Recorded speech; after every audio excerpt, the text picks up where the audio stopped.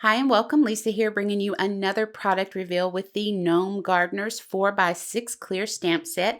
As you can see here, this stamp set includes 4 adorable gnomes in the garden, plus a combination of 7 buildable words and sentiments. Bunches, bloom, thanks, joy, with love, gnome grown and picked for you. I'm going to stamp these little cuties out and give you the specs on them, starting with this little guy in his wheelbarrow measuring approximately 3 inches wide by 1 5/8 of an inch high. Moving on to the gnome with the shovel, he measures approximately 2 3/16 of an inch wide by 2 3/16 of an inch high. Next, we have a gnome with a potted plant that measures 1 7/8 of an inch by about 2 1/4 inches high.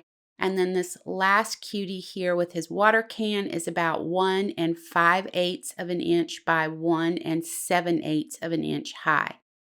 Here you can see I colored them with my Zig pens on Bristol Smooth paper. And I paired 2 of the Gnome Gardeners with the Build-A-Fairy Garden die set and the Slimline postage die on an airbrushed background. Now we can't wait to see what you create with the Gnome Gardeners when you get them in your crafty space.